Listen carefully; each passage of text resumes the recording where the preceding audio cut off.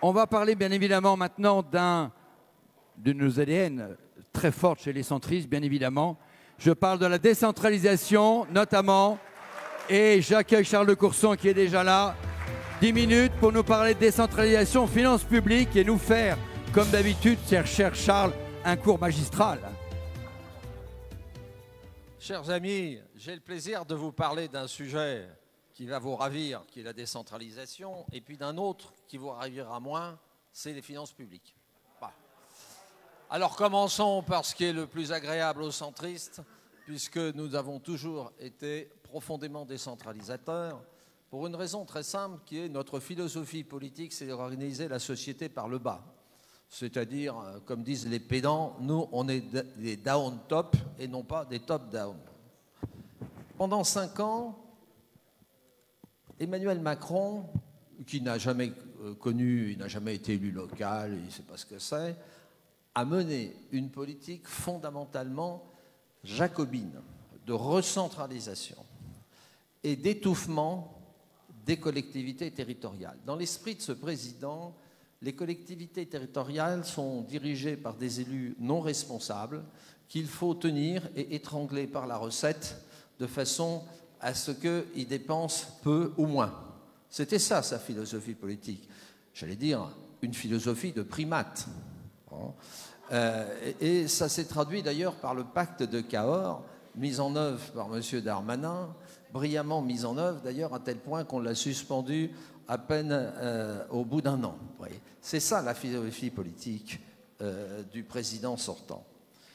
Nous avons exactement la philosophie inverse.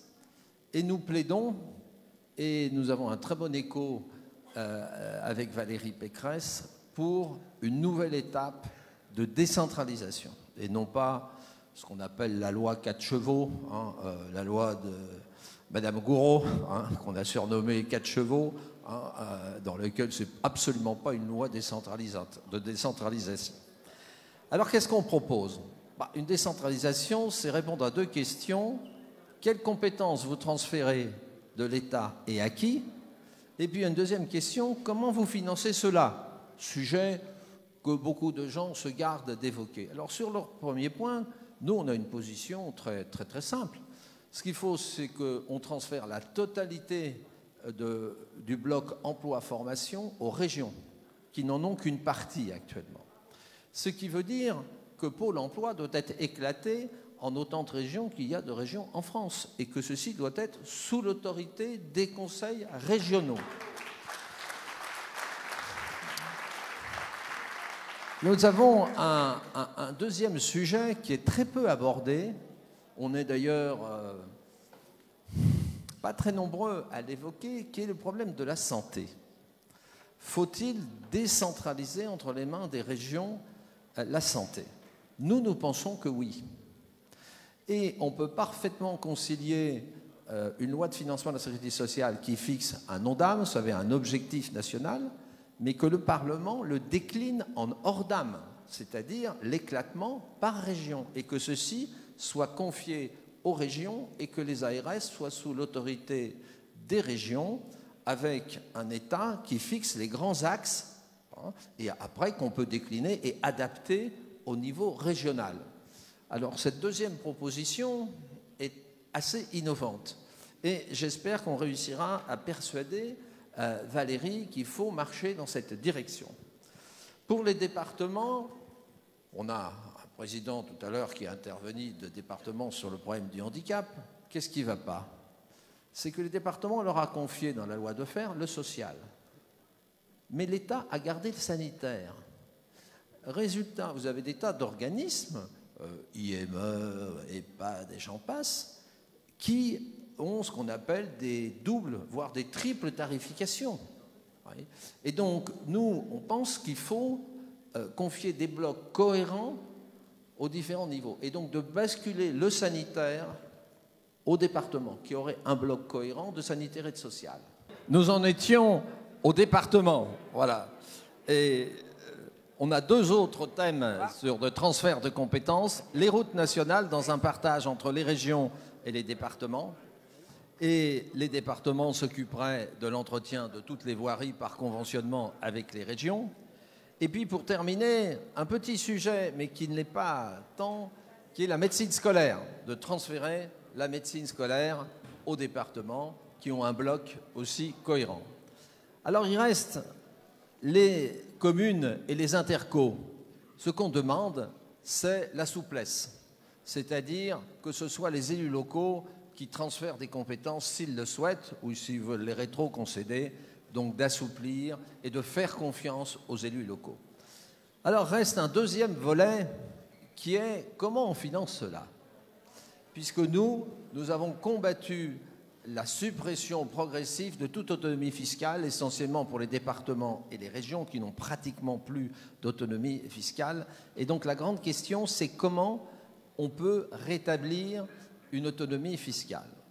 Alors on a eu ces débats d'ailleurs avec Valérie, et il nous semble qu'il y a deux grandes pistes qu'il faut examiner. La première, c'est que toute une série d'impôts ont des bases territoriales, mais les taux, on est soit au taux plafond, soit les taux sont fixés par le Parlement. Et bien de redonner cette possibilité de fixation des taux aux conseils départementaux et aux conseils régionaux. Et puis il y a une autre piste qui est un peu révolutionnaire, qui consisterait à dire, trouvons un impôt national, probablement la CSG, qu'on donnerait aux départements et aux régions, et en supprimant les dotations, les parts d'impôts nationaux qui sont actuellement octroyées, pour redonner une autonomie fiscale avec une petite possibilité de modulation. Voilà, chers amis, nos propositions sur la décentralisation. Alors, il me reste, je crois, 3 minutes, 4 minutes. 2 minutes, 2 minutes, Charles. 2 minutes pour vous parler des finances publiques. En 2 minutes, c'est très simple, les finances publiques. Open Macron, bar. Valérie a eu un mot cruel, mais juste, il a cramé la caisse. C'est-à-dire que, contrairement à ce que prétendent les macronistes, il n'a absolument pas réduit les déficits publics, ce qu'on appelle le déficit structurel. Je vous donne les chiffres. On était à 2,3, 2,4 quand il est arrivé au pouvoir. On est maintenant entre 4, voire 5% de déficit structurel. Et donc, vous devez tous présenter vos condoléances au futur ministre des Finances, puisqu'on ne peut pas continuer comme cela. Et le grand débat, si vous voulez, sur les finances publiques, c'est comment populariser la nécessité de réduire la dépense publique. Il n'y a pas 36 000 candidates qui en parlent. Il y en a une, Valérie. Ce n'est pas toujours populaire en France, puisqu'on s'est gorgé à la dépense publique, en croyant que dès qu'il y avait un problème, il faut augmenter la dépense publique. Naturellement, en évitant de poser une question toute simple, comment on finance? Je vous donne un chiffre très simple pour populariser cette situation qui est inacceptable. À la fin de cette année, la dette publique française, c'est 100 000 € par famille. Chez moi, c'est le prix d'une maison, d'une petite maison. Voilà. Et on était à combien quand il était arrivé au pouvoir? On était à 75 000 €. Donc Macron, c'est 25 000 € de dette supplémentaire par famille. Et vous savez, quand vous gagnez 1 500, 1 800 € par mois, et que vous dites, mais moi, mes électeurs me disent ça, mais comment on va rembourser cela? Alors, monsieur le maire nous explique que la croissance paiera. C'est entièrement faux. La croissance française potentielle, vous savez, c'est un peu plus de 1%. Ce n'est pas la croissance qui paiera. C'est nous tous, voire nos enfants, voire nos petits-enfants. Et c'est une obligation éthique, mais aussi de souveraineté nationale. En continuant comme cela, eh bien, on finira comme tous ceux qui se sont laissés aller, les Grecs, les Italiens, et on arrive à un moment où il faudra faire des coupes sombres et brutales. Donc, les centristes ont dit à temps et à contre-temps, il faut réduire la dépense publique et en faisant des grandes réformes structurelles. L'une de ces grandes réformes structurelles, c'est la réforme des retraites.